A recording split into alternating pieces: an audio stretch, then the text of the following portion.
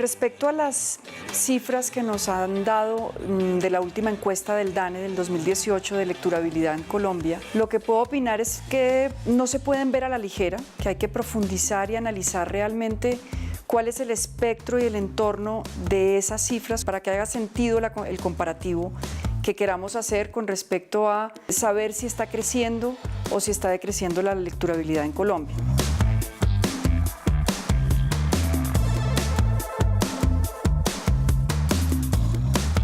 Veníamos hace mucho tiempo hablando de 1.6 libros por colombiano al año, 1.9 libros por colombiano al año, y en esta última encuesta nos arrojan una cifra de 2.9 libros por colombiano al año como la cifra global.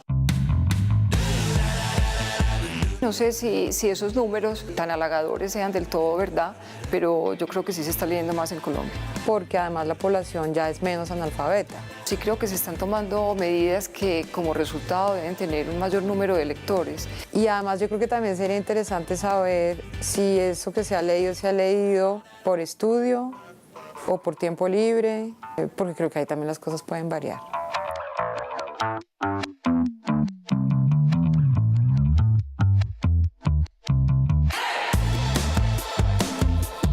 No obligatoriamente un libro vendido es un libro leído. Hay una gran masa que consume libros, es decir, que los compra, pero que no necesariamente los lee. Adquieren un libro como adquirir otro tipo de objeto o de otra mercancía.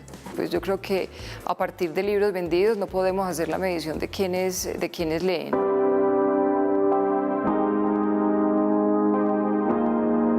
Pero de todas maneras un libro vendido sí te muestra que hay una inquietud, que hay unas ganas de conocer, de saber algo, que hay curiosidad y pienso que puede ser un indicador.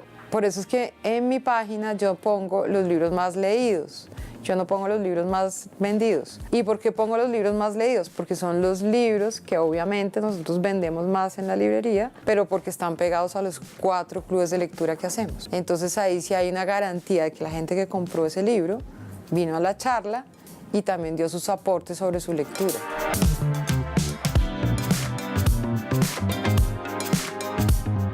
En una época, los padres tenían biblioteca en su casa. Entonces había el espacio físico de la biblioteca, existía. Hoy yo creo que hay pocas familias que tengan su biblioteca. Entonces, como tenemos el libro tan alejado, pues es muy difícil que la gente llegue a acercarse a él. Pero también creo que ha habido una gran gestión, no solamente del gobierno, por poner las bibliotecas en correcto funcionamiento, con buenos contenidos, con buenos libros, a los cuales pueden acceder todas las poblaciones. Si hablamos de Medellín, que es la ciudad en la que estoy ubicada, hay muchas más bibliotecas públicas, por ejemplo. Y eso también se cuenta, no es solamente los libros comprados, sino es la cantidad de libros leídos, no importa si es de biblioteca, no importa si estás leyendo en libro físico, en digital, todo eso está contemplado en la encuesta. Entonces, al sumar todas estas acciones y estrategias que se han llevado a cabo en los últimos años, yo sí creo que esos 2.9 son una realidad.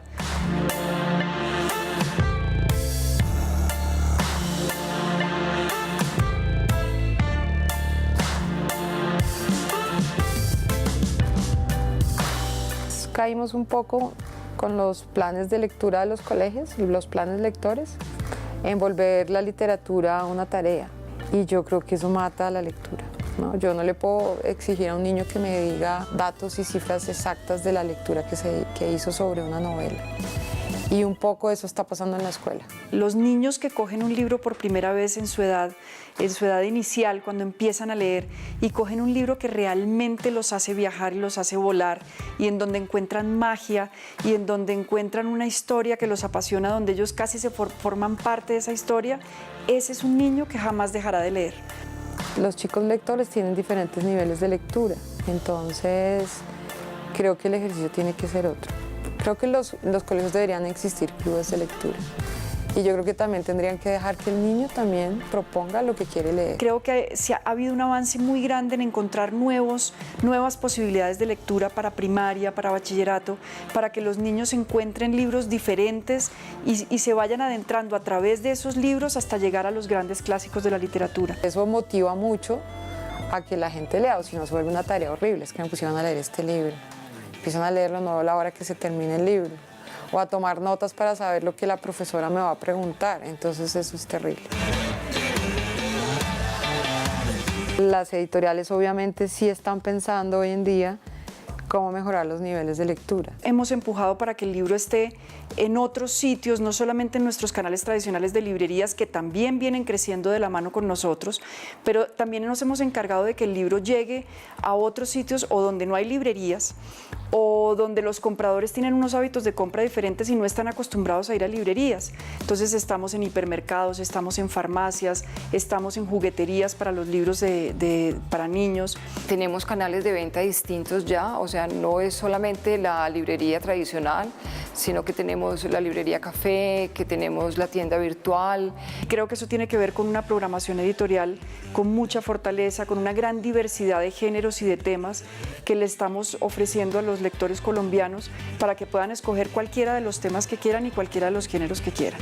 Nosotros, por ejemplo, con la Asociación de Libreros Independientes, estamos yendo mucho ahora a colegios. Entonces, los colegios proponen una feria y vamos, las librerías que queramos ir, vamos. Hacemos una selección de todo lo que hay de oferta y nos ha gustado porque después de estar allá, hay veces vienen los padres aquí a la librería con sus hijos.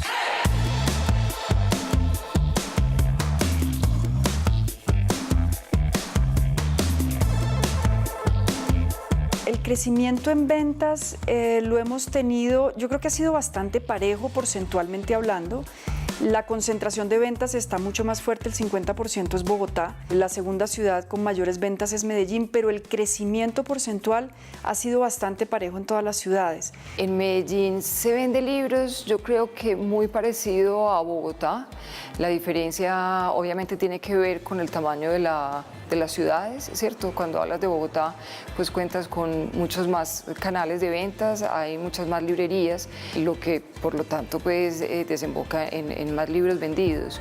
Hay un punto súper importante y es que en los últimos 2 años el crecimiento de las .com, o sea, la venta por e-commerce del libro físico, ha crecido muchísimo. Cuando miramos ya en las librerías que tenemos, incluso las de cadena, tú encuentras las dos opciones, ¿cierto? La opción de ir a la librería a conseguir el libro o esa opción de meterte en la tienda virtual y no tenerte que moverte de tu casa. El mayor crecimiento está en esas ventas, libro físico en e-commerce. La posibilidad también de leer en formatos digitales es una cosa que no podemos tampoco ignorar ahora. Yo creo que eso no hay que pelear con el dispositivo, yo creo que uno puede leer en tableta, no importa en qué dispositivo lo hagas, pero que sí que tengas la curiosidad de aprender. Digamos que cuando el libro electrónico salió hace 10 años, que empezó todo el boom en Estados Unidos, en Europa, llegó casi a tomar el 30% del mercado a nivel mundial y había una proyección de crecimiento y unas tendencias que marcaban que la lecturabilidad se iba a ir a ese formato. Sin embargo, en América Latina en general, en la región y especialmente en Colombia, el libro electrónico se ha quedado con unos indicadores muy bajos, con una participación de mercado bajo. Hay veces pensamos que de por sí el dispositivo ya trae la solución y no es cierto, porque además acuérdense que la conectividad en Colombia es muy pequeña. Leer el dispositivo electrónico es más difícil porque necesitas primero el dispositivo, segundo la luz, tercero la conexión. Pues el libro, si lo tienes en la biblioteca, ahí está, ¿no? Pues está muy a la mano. Leer siempre ha estado de moda, leer debe estar de moda y leer tiene que ser una moda, es una moda maravillosa.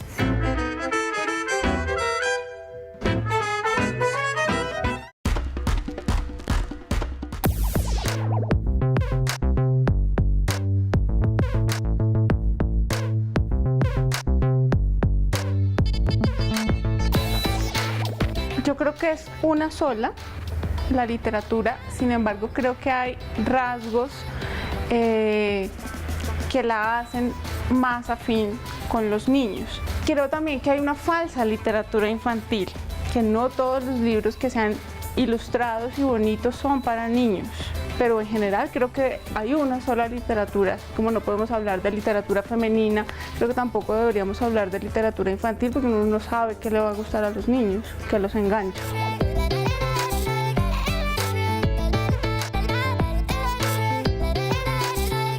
La La literatura es una sola, pero indiscutiblemente hay libros pensados para niños y jóvenes y precisamente a eso me dedico yo. En este momento somos abuelos, mi esposo y yo, pues vimos que nuestra nieta tuvo una gran ventaja porque está rodeada de libros desde que nació y quisimos que esa misma oportunidad la tuvieran montones de niños en el país.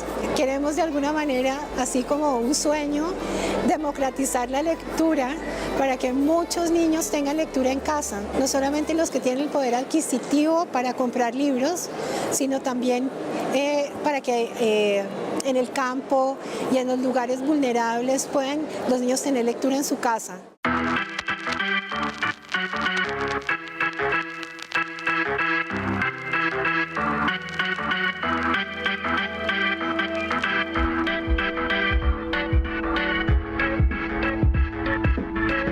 Son muchos los temas, es la manera como lleguemos a ellos, la manera como se escriban estos libros. Los jóvenes, como nosotros los adultos también sentimos curiosidad por muchas cosas en el mundo y ellos mucho más. Y los niños de 8 años son como esponjitas que quieren chupar de todo porque quieren saber de todo. Entonces, si sabemos llegarles a ellos, si sabemos motivarlos, pues los libros les van a llegar al alma. La revista de Cucú está orientada para la primera infancia, para los más pequeños. La temática para esta edad puede ser todo el mundo que los rodea, desde los colores, las actividades diarias de un chiquito, no más el levantarse, el transcurrir del día, el baño, aprender a hacer pipí y popó, que son cosas muy importantes y cotidianas en la vida de cualquier ser humano. Entonces, todo desde que esté como bien orientado y que haya una historia linda alrededor, todos los temas son válidos. Creo que para que un libro sea atractivo para los niños, tiene que ser claro, tiene que tener mucho sentido del humor, los personajes tienen que tener matices, como los humanos los tenemos. Sobre todo, no tienen que ser libros que tengan como propósito una moraleja o una enseñanza. Cuando los libros que se hacen creyendo que los niños necesitan que les enseñen valores, cómo ser buenos, cómo ser felices y querernos los unos a los otros, en ese momento el espíritu de la literatura infantil se arruina completamente.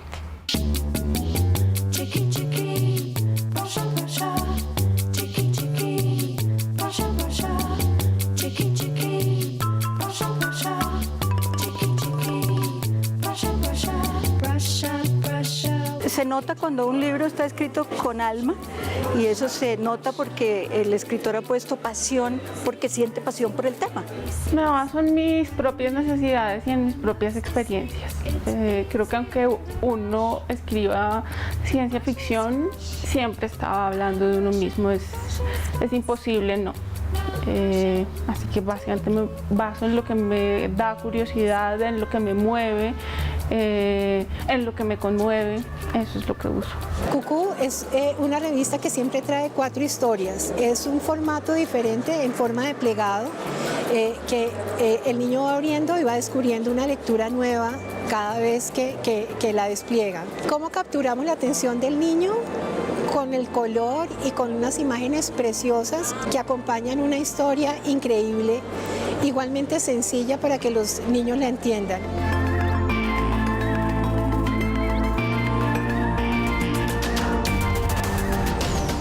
Jóvenes y los niños están leyendo bastante. Hay muchos proyectos en Colombia motivando la lectura y la escritura en los más pequeñitos. Eso me fascina. Entonces yo veo todos los días que me llegan historias de personas que están haciendo una biblioteca rural, que convirtieron una casa abandonada en biblioteca, que le leen por las noches a los más chiquitos, que invitan a las abuelas también a compartir con los niños la lectura. Eso me encanta y la Biblioteca Nacional tiene una red gigantesca por toda Colombia. Además, cada vez más están llegando a las zonas rurales, que yo creo que es importantísimo que los libros lleguen hasta allá. Hay tanta carreta al respecto, se supone que no, que ahora solo están en el celular, que ven mucha televisión, que ven muchos videojuegos y nos dice que todo tiempo pasado fue mejor, que antes sí leían. Yo no sé qué tan cierto sea eso. No sé, hay niños que leen esas sagas y Harry Potter que son unos mamotretos enormes y ahí se pegan.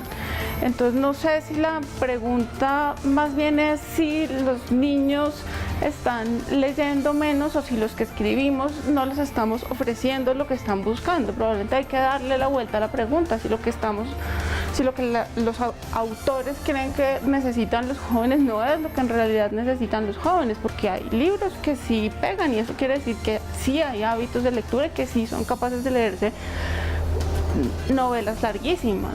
Cucú viene con un inserto para papás con la idea de que los papás conozcan cómo crear el hábito de la lectura en los niños. Crear el hábito de la lectura es algo muy difícil a veces, pero también puede ser muy sencillo si se siguen unas recomendaciones que son hasta muy lógicas. Para nosotros hay que leer con los niños en el mejor ambiente, crearles todas las noches o en cualquier hora del día un momento especial, nunca obligado. A los niños nunca hay que obligarlos vamos a leer obligados, no, porque hay que hacerlo de la manera más natural y más rica. Para que un niño también se sienta a gusto con una lectura y lo atrape, el tono de voz de la persona que lo lee es fundamental. Hay que ponerle alegría, entusiasmo, hay que hacer que ese ratico de lectura sea muy especial. Una historia pega si está hecha de verdad. Es creíble para el que la lee si el autor realmente se la creyó, si la hizo con pasión y miró sus personajes, si cree que el lector es inteligente. Hay una tendencia y es pensar que los niños son estúpidos, entonces necesitan que les digan cositas felices sobre los ositos y no. Y yo creo que eso un niño sabe cuando lo están tratando como bobo, sabe si un adulto lo está tratando como bobo, hablándole o en un libro. Y eso se nota en lo que quieren leer. Lo peor es obligarlos a leer y lo peor es también imponerles nuestros gustos. No lea ese libro porque es horrible, no lea ese libro porque es muy tonto. Mentiras, el niño va encontrando su camino. Si yo le muestro opciones de muchas lecturas, él va buscando lo que realmente le va a gustar a él, porque cada libro le llega a cada persona de una manera distinta, de acuerdo a la vida que uno ha tenido. Entonces no hay una lectura, hay miles de lecturas de un solo libro.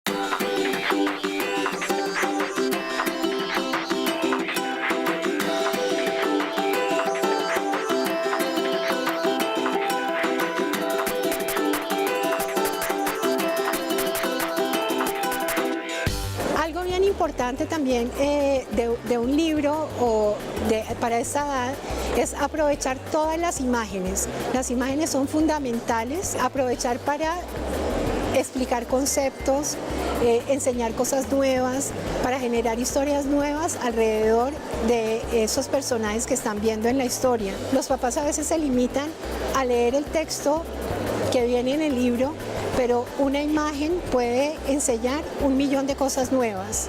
Si de verdad los padres creen que la literatura les puede ofrecer algo a sus hijos, pues hay que leerles en voz alta, hay que leer con ellos, hay que hablar de lo que leen, ojo, sin buscar cuál es la enseñanza del libro, sino qué sentiste de esto, cómo te pareció este personaje. Una conversación real acerca de lo que uno leyó, que no sea una conversación con fines pedagógicos, sobre todo, y leer con ellos. Yo creo que dar la instrucción no sirve para nada y esa instrucción es lo que suelen hacer los profesores en los colegios, los padres de familia, siendo ellos no lectores.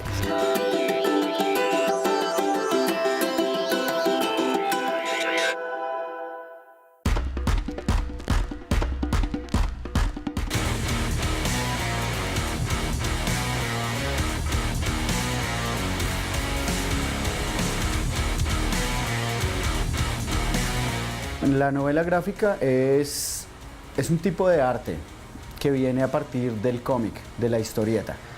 El cómic como tal se tomaba como algo cómico y por ende en algún punto se trató de dar un nombre un poco más elegante, con un poco más de nivel para poder subir el estatus de las historietas en un punto dado, ¿no? Lo que pasa es que el término novela gráfica se ha vuelto muy popular últimamente y han tendido a mezclarlo con los demás formatos que existen de cómic o historieta. Hay una discusión entera frente al término de novela gráfica, pero como yo lo veo es un formato más, como en el cine existe el largometraje, mediometraje, film minuto, La novela gráfica es un término para poner estas historias que contamos los autores o que cuenta un guionista y un dibujante, cuyo fin es un poco más ambicioso.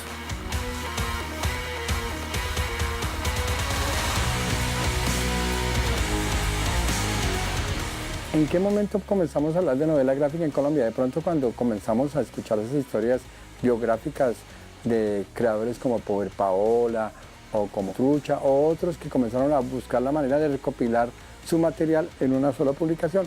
Por ejemplo, el trabajo de Gabo yo creo que es como los iniciadores del formato novela gráfica, porque es una publicación sobre la vida de un personaje, es autoconclusiva, no va a pasar más y se trabaja contando la historia de García Márquez.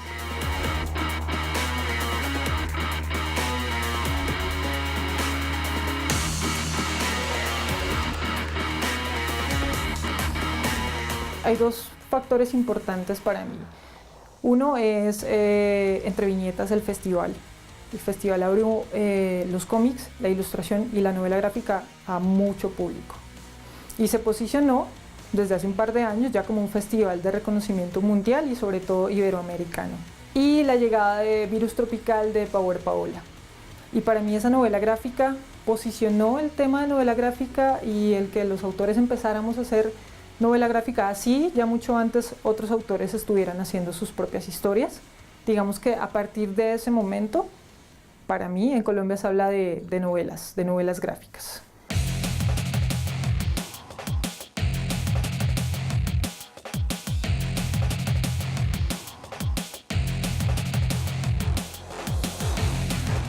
La forma de elaboración de una novela parte desde el estilo del guionista para escribir y del dibujante para plasmar sus ideas. Una vez que tienes el guión y una vez que has repartido las páginas más o menos en su versión, tienes que hacer unos pequeños dibujos, unos pequeños planos que te enseñan la composición antes de pasar los dibujos al definitivo.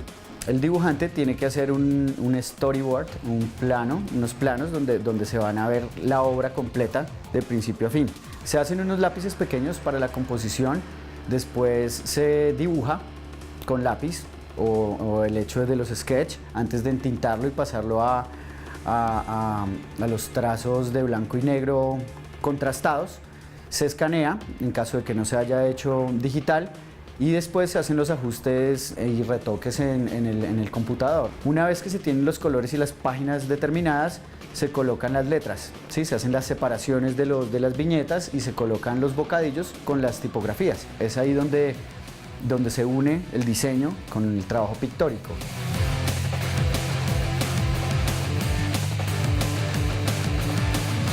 No tenemos industria todavía en Colombia. Sí, no tenemos una industria. Hay un par de editoriales que ya están dedicadas a los cómics y a las novelas gráficas específicamente, que ya solamente están haciendo sello para novela gráfica. Y eso es bueno pues porque la editorial te está produciendo.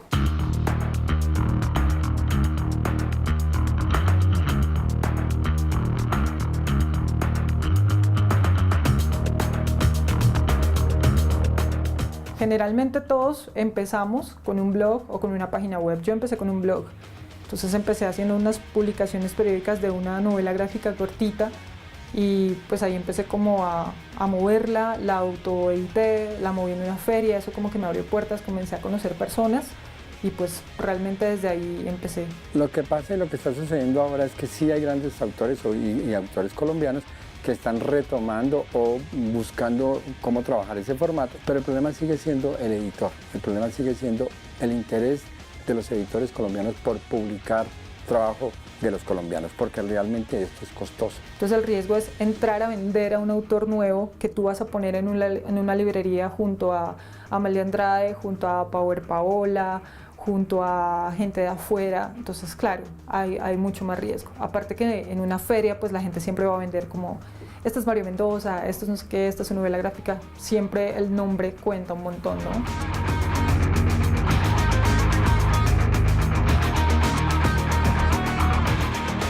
El cómic como noveno arte tiene unas capacidades especiales. Tiene influencia de la música, tiene influencia del diseño, tiene influencia del cine. ¿no? Y ahorita que el cine pues está apoderándose de gran parte de las historias del cómic, es porque en un tiempo no se podían hacer. De por sí el cine hoy en día su base es el cómic.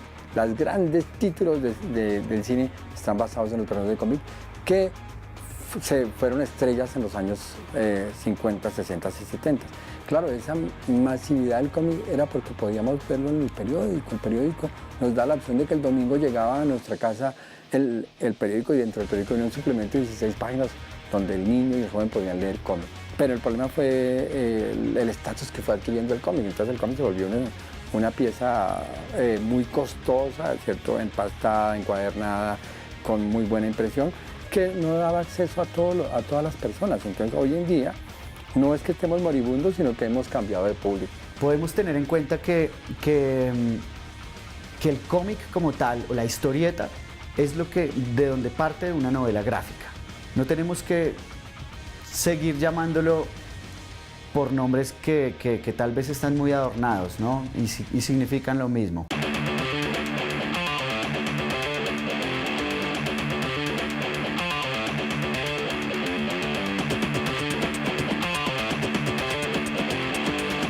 La novela gráfica no está pensada para todos los públicos.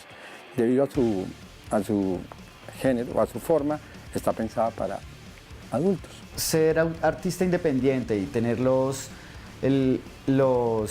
temas que trabajo con Bain, por ejemplo, o con Shakes, que son ultraviolencia, que son lenguaje explícito, uso de alcohol, de drogas, de humor negro, todo este tipo de cosas para la moralidad nacional aún es muy difícil de aceptar. Hay recepción, sobre todo en un público universitario, porque son las personas que más asisten a las ferias de publicaciones y porque las universidades auspician estos espacios de creatividad, de publicación, de feria, del fanzine, de la publicación, pero todavía está pequeño, claro, hay gente que no la entiende, no está aún metido en la cultura popular. Sí, hay cómics muy experimentales que no han llegado a ser acogidos porque la gente no los entiende, ¿sí?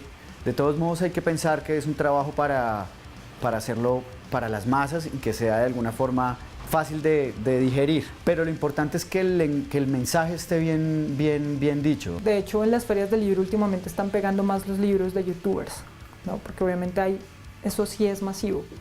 El cómic y la novela gráfica no tienen eso. Se está buscando, gracias a festivales desde Entre Viñetas hasta festivales independientes, universitarios o gestados por las mismas editoriales independientes, pero todavía falta mucha alfabetización. O sea, todavía tú le tienes que decir a la mayoría de personas que es una novela gráfica, pero a mí no me parece malo.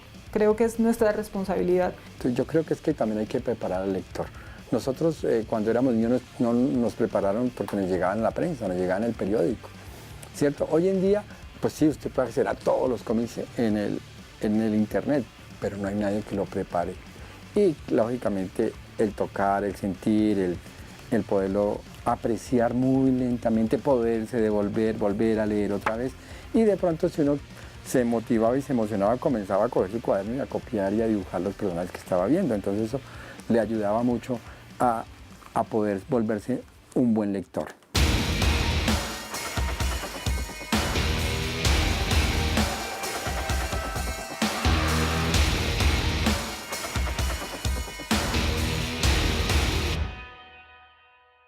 Yo creo que el cómic está tomando un nuevo aire. Ese nuevo aire es con el cine, con la televisión, pero que también se está volviendo a reconstruir, a reencontrar. Y sí lo podemos mostrar y sí podemos demostrar que hemos tenido pasos que nos los hemos dado poco a poco, pero estamos en el lugar donde estamos. ¿En qué lugar estamos? Estamos muy bien a nivel latinoamericano, frente a Argentina, México, estamos en un buen nivel. Ilustrar, pintar, hacer cómics, dibujar, todo esto es un tipo de arte y el arte como tal está creado para poder conocernos a nosotros mismos y poder conocer los símbolos de la sociedad, lo que está pasando ahorita, y eso es lo que creo que plasma el cómic más que todo, la realidad de lo que sentimos tanto interiormente como en el exterior.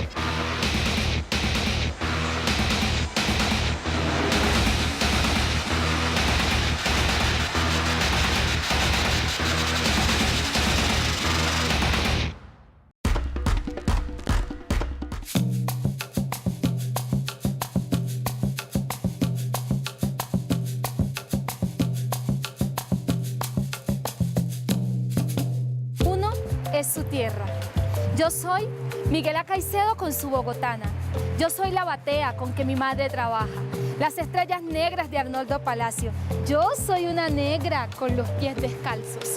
Uno es su tierra y yo soy el tambor que alegra y retumba en el bunde. Yo soy esos cuentos que hablan de endunde. Soy las aguas bellas del río San Juan. Para nosotros la literatura afrocolombiana, negra, raizal y palenquera ha sido necesariamente un ámbito de resistencia, en muchas ocasiones un ámbito de permanencia en el territorio.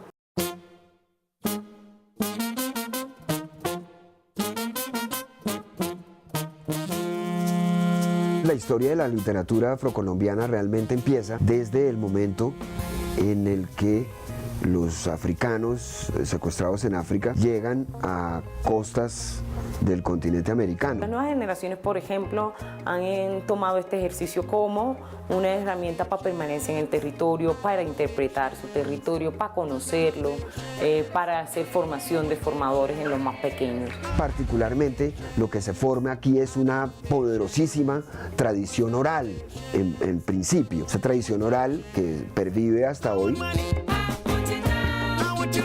Esta diáspora ha sido importante en la construcción de un acervo literario colombiano, en la misma medida en que el aporte africano total ha sido importante para el enriquecimiento de las lenguas que llamamos coloniales. Como escritores nosotros sí exploramos diferentes líneas y lo hemos hecho. Lo que sucede es que aquí entramos en una pregunta problemática un tanto sobre lo que es la literatura afrocolombiana. Entonces, cuando hablamos de literatura afrocolombiana, ¿a qué nos referimos? A los escritores afrocolombianos, es decir, las personas que nacieron afros, o nos estamos refiriendo al estilo de estas personas. Entonces, esto realmente es como una problemática, es una pregunta incluso que podemos hacernos, ¿cómo encasillamos nosotros la literatura afrocolombiana? Y en ese sentido yo siento que como escritores afrocolombianos sí hemos explorado diferentes estilos y lo seguimos haciendo. Yo no estoy diciendo que no hablemos de la región, sí hablamos de la región, sí hablamos del territorio, pero la idea es que no solamente se encasilla el escritor afro como aquel que habla sobre la selva, sobre el bosque, o que tiene que hablar sobre ciertas temáticas en específico, sino que puede hablar de lo que quiera, se ha hecho y se sigue haciendo. Es esa búsqueda también por tratar de retratar un poco la historia y al mismo tiempo el estilo de vida del ser negro después de la esclavitud, pero el estilo de vida entendido como la forma de pensar, o sea, qué fue lo que pasó después de la esclavitud, qué fue lo que pasó también después de todos los procesos de aboliciones, después de todos los procesos colonizadores, y qué fue también lo que pasó con las poblaciones negras, con las colonias negras, con los palenques, en los diferentes lugares donde se acentuaron.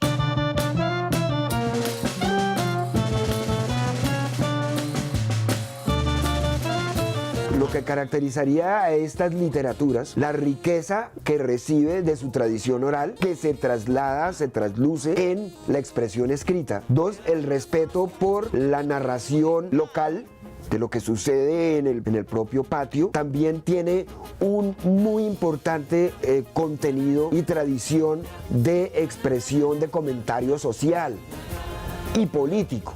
Es decir, porque son literaturas, son expresiones creativas, artísticas, que provienen de la experiencia opresiva. En retrospectiva, yo pienso que todavía no hemos influenciado a las letras colombianas, por lo mismo que la negritud no ha sido considerada como una fuerza. Es más allá que racismo. Yo creo que la característica principal es, digamos, simplemente el hecho de que está la historia por un lado, pero está también en medio de tanto dolor, de tantas cadenas, las ganas de romperlas y tratar de sonreír y crecer.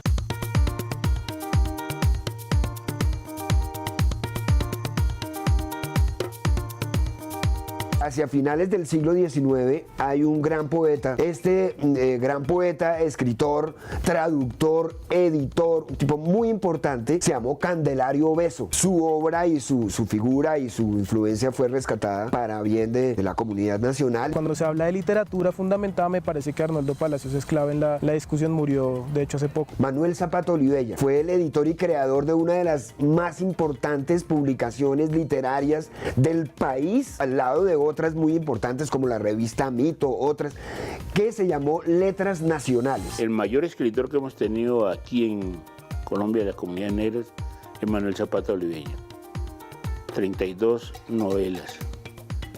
Que yo he dicho y he insistido que eso debía ser parte, componente importante de la academia, que hayan de estar en todos los centros educativos. Estos escritores no se encuentran en el canon, es decir, no se enseñan, no se transmiten, sus aportes no se reconocen en los sílabus del currículo estudiantil. O sea, no estudiamos a Zapata Olivella en la escuela ni en el colegio, ni mucho menos en los altos estudios universitarios. Puede que se hayan hecho editoriales y puede que se hayan hecho publicaciones, pero me parece que si esas publicaciones se hacen sin un proceso pedagógico donde la gente realmente los conozca y los apropie, pues no van a servir de nada porque se van a quedar empolvados en las librerías públicas, como pasa con la biblioteca, como pasa con textos, poemas de literatos que la población negra sabe que son grandes literatos, sabe que son grandes poetas, pero no el país en su complejidad. Si no leen a los grandes escritores africanos, pues menos nosotros.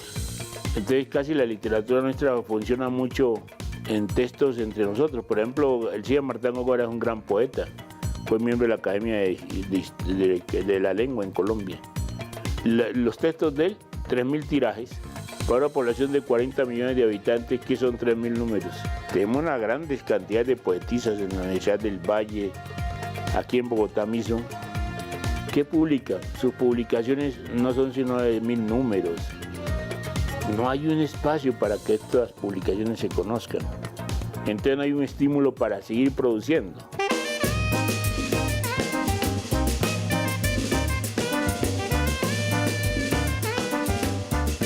Yo soy la del lema de que somos las reinas de las antologías. Me parece que podríamos decir que todavía la valoración de la escritura de persona afro-negra se dificulta por la misma razón del estereotipo. Inmediatamente se coloca el estereotipo en que nos quejamos o que costumbrista o que al resto del país no le importaría. O sea, en términos podría yo presumir que podrían pensar que no somos rentables, lo cual es otro estereotipo. Pero como todo, no hay mal que dure 1000 años ni cuerpo que lo resista. La nueva ministra de Cultura, que nos ha llamado a preguntar cuál es la situación del tema de escritura escrita por afro, por negro, y se dio a la tarea de comenzar una primera provocación. Se llama Mujeres Narran su Territorio, en donde está propiciando que podamos publicar, que pueda publicar una que no la conoce sino su familia. O sea, ya es un paso. Pero a las editoriales todavía les cuesta.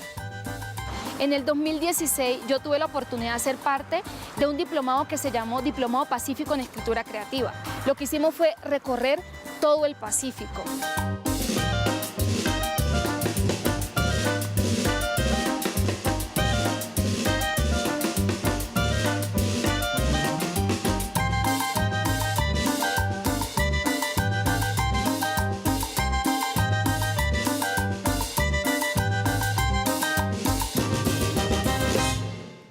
Y tuvimos unos talleres de escritura con Juana Álvarez y Juan Cárdenas.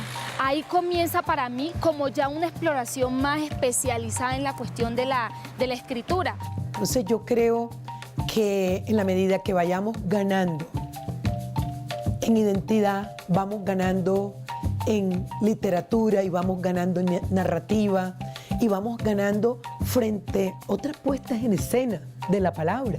No necesitamos que nos encasillen.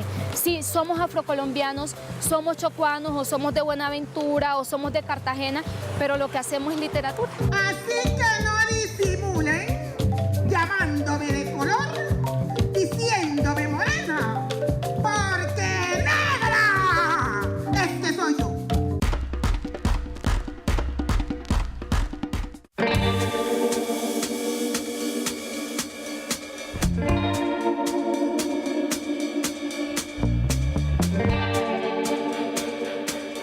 Las dos novelas que tengo publicadas hasta hoy, cuyo nombre son Jiménez y Chapinero, nacieron en la Biblioteca Nacional de Colombia. Incluso para novelas que cuentan historias íntimas, siempre estoy acudiendo a los periódicos de la época en la que sucedan esas historias. En realidad, todas las novelas son históricas.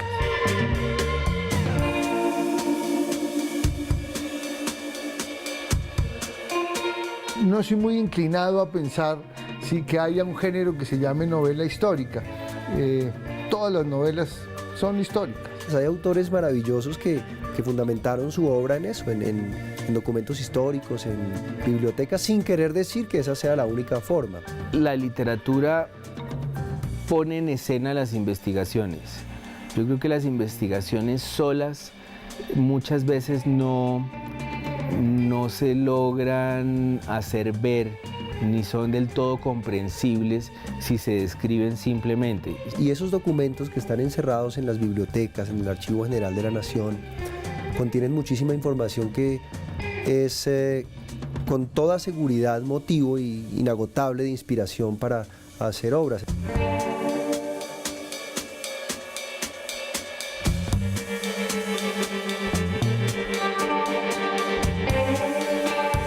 Mis primeras aproximaciones al mundo de la archivística no tuvieron ninguna intención académica, ni mucho menos investigativa. Lo que me movía era el chisme. Y lo hice porque en los armarios de la casa de mi mamá y de mis abuelitos había varios periódicos y revistas que despertaron de una manera enfermiza mi interés y que sirvieron como inspiración para algo que hoy sigue siendo obsesión. Yo creo que una de las enfermedades que yo tengo es la pasión por esos temas antiguos. Las razones para escribir una novela son más personales, no tienen que ver necesariamente con la exigencia, ¿sí?, de hacer una cosa que tenga valor histórico, de consulta, no, evidentemente no, aunque al final puede que así sea. Una novela sale por razones personales. Tú escribes las novelas que puedes escribir, que tienes que escribir, que te salen de las tripas, pero después te das cuenta de que tienes que acompañar algunas de ellas, ¿sí?, de este tipo de ejercicios documentarios y de investigación, que te ponen a salvo de cosas que te sacarían del juego muy rápidamente.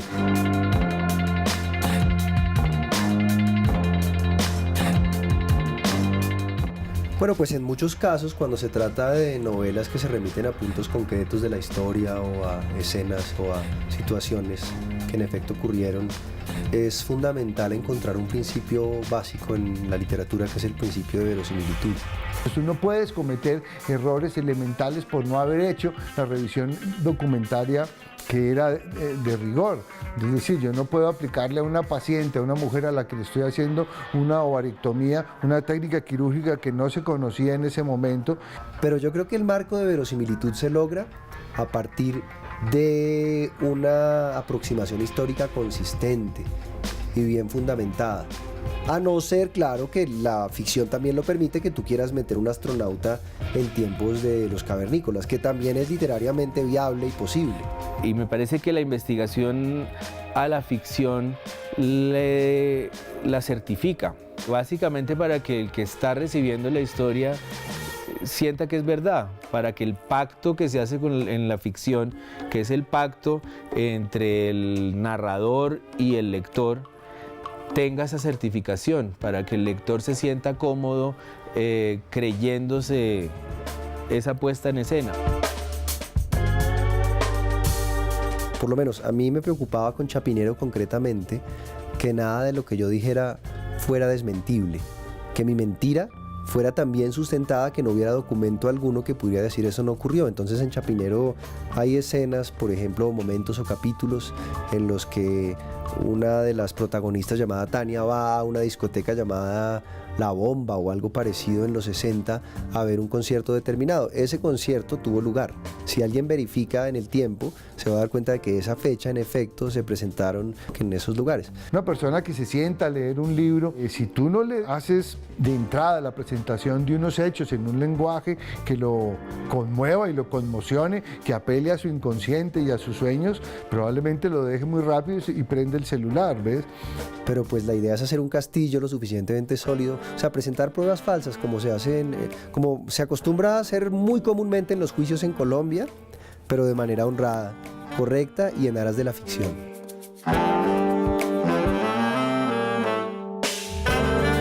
Yo de entrada digo, yo soy un autor de ficción. Eso me blinda contra muchas cosas porque los errores históricos en los que incurra pueden tener la excusa de que fueron elaborados bajo la posibilidad de esas licencias creativas. Pero no hay nada más satisfactorio a la larga que hay alguien que se confunda, que hay alguien que le diga a uno, oiga, pero todo esto pasó, ¿de verdad? Cuando uno se está inventando todo. Creo que es más bien una situación que debe resolver el lector curioso, que es el lector al que todos los autores aspiramos, es un lector que tiene en este momento a la mano, como no lo tenía el lector de hace 20 años, Google. Entonces, si yo digo cualquier cosa, es verificable, es desmentible, se puede corroborar. Pero yo creo que sí hay una responsabilidad también de los lectores. Yo creo que los lectores tienen que estar a la altura de los autores y los autores a la altura de los lectores, porque sí es una relación, una de las pocas relaciones que hay en el mundo que son de igual a igual.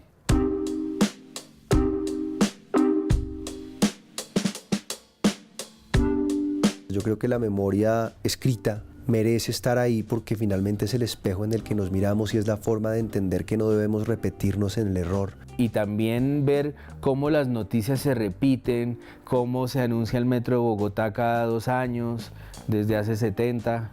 En fin, se vuelve un placer estar viendo casi que como en un espejo lo que nos pasa una y otra vez. Seguramente si tú lees una causa, como lo hago yo con alguna frecuencia del siglo XVI, te vas a encontrar con las mismas ruindades, con las mismas mezquindades, con las mismas mentiras, con las mismas estratagemas sucias, y eso es sumamente valioso, primero porque es muy entretenido, el chisme es una cosa suculenta de degustar, pero también porque te permite tener una visión algo menos cerrada del mundo.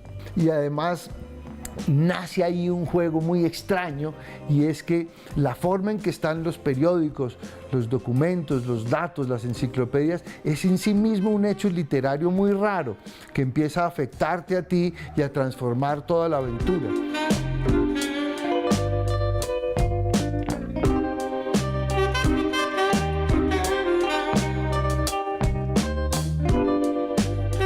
Ya vimos cómo mirar documentos y observar cierto rigor y buscar la consulta de ciertos papeles para escribir, es una cosa típicamente de los historiadores, ayuda a hacer ficción.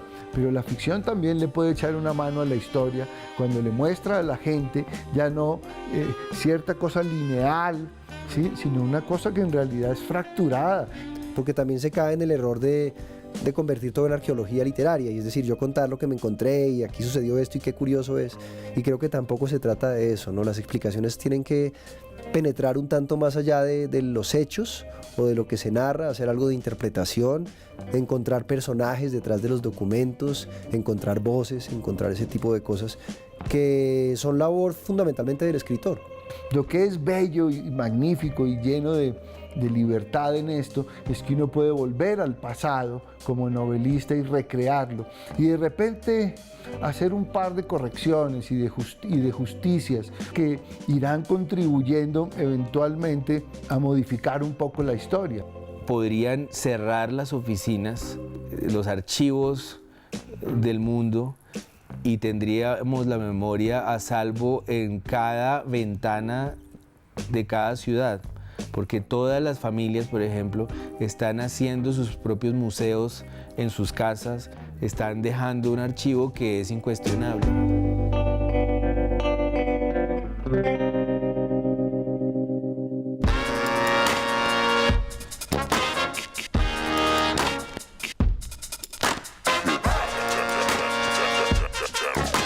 Yeah.